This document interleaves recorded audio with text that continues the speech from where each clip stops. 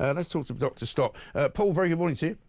Good morning, Mike. Good to see you. I mean, this is unbelievable, isn't it? I mean, we now know why the Home Office is not fit for purpose and why they can't seem to do anything about all of the problems they've got, like asylum seekers, like the border, like grooming gangs, like clamping down on all sorts of horrible extremism that goes on from the Islamic side of things. They now seem to want to blame everything on right-wingers. Well, this is an area where I'm afraid the government's got itself into a bit of a mess.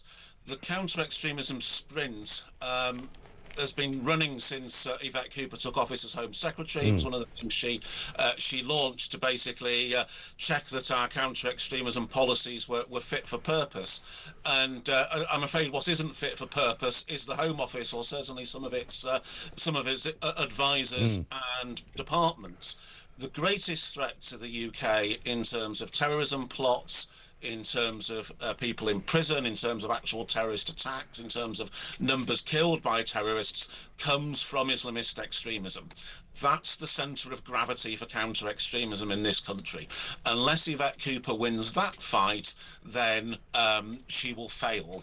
And what we're unfortunately seeing is a desire to sort of expand the Home Office's work into a whole series of areas, some of which are problematic, some of which perhaps are unpleasant or are worthy of challenge, but they're not political extremism, they're not terrorism, and they don't threaten the security of the country. I mean, it's also the fact, some of the specific points you make in terms of attitudes towards debates around the grooming gangs, the rape gangs that we've seen in places like Rochdale and Rotherham. Some of the Home Office officials seem to have deeply politically correct, flawed views that are just trying to sort of be defensive on the issue rather than accept, look, there is a problem here, we need to do something about it. Exactly right. And they seem to have invented a new word called the manosphere. I presume the manosphere is a place inhabited by men, like you and I, and lots of other types of men, presumably. I don't know if that includes trans men. But basically, they're talking about how spreading misinformation, conspiracy theories, and misogyny could indeed be various different forms of extremism. So, I mean, you could find yourself, for example, I don't know, making some kind of statement which is viewed by certain people as misogynistic, and you could then be termed an extremist under these new Home Office kind of guidelines, no? Well, it's actually worse than that, and there's a whole page devoted to the manosphere and incels and misogyny, and that's the same length of focus as goes on Islamist extremism. Unbelievable.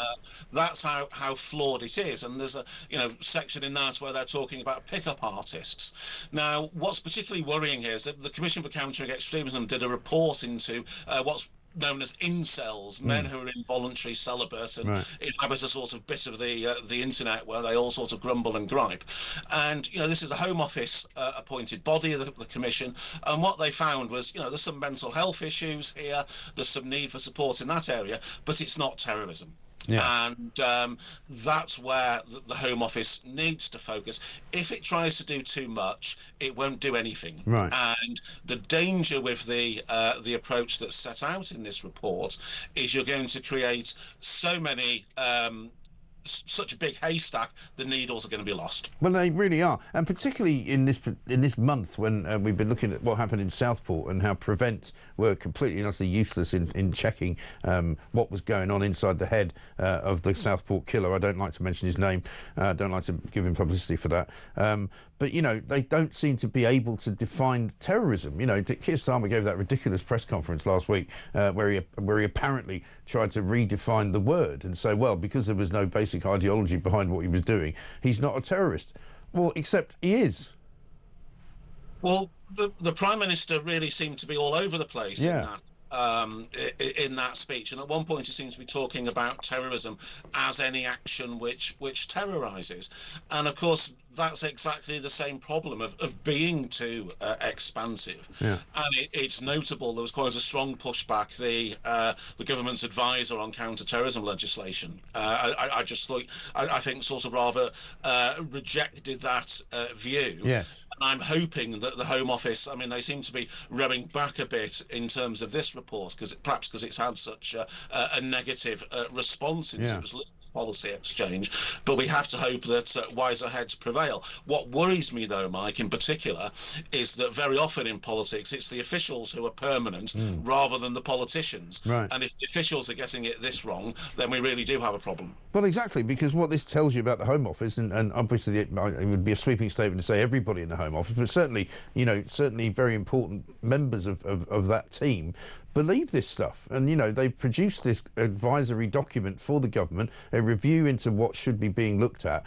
And it's very troubling, because for those of us who are aware of what the terrorist threat is in this country, and in that I would include all people like yourself and other experts who understand, you know, where the danger is, you know, to sort of try and allay people's fears about that and say, oh no, there's much more worrying things going on. You know, people call what Keir Starmer's doing is two-tier policing. These are people that need to be locked up, and, you know, we need to be saved from these people. And also horrible, nasty right-wing bigots who make, I mean, the word alleged is extraordinary to me, where they say this. They say right-wing extremists frequently exploit cases of alleged group-based sexual abuse to promote anti-Muslim sentiment. I mean, that is plainly, completely and utterly wrong.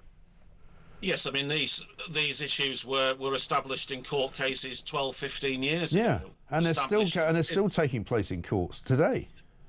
Precisely, and we need to ensure not only that these cases are policed with rigour, but the deeply unpleasant aspects of them are understood and acted upon by the Home Office, and these aren't issues where they can sort of throw a veil over it, so to lessen damage. We need, you know, the best way of dealing with problems is sometimes disinfectant. Yeah, shining a light on things rather than hiding away, or moving the light and going, oh, never mind all that, look about what's going on over here. It is extraordinary. Good to talk to you, Dr. Paul Stott. Thank you very much indeed, Head of Security and Extremism at Policy Exchange. This report, I tell you what, is quite extraordinary.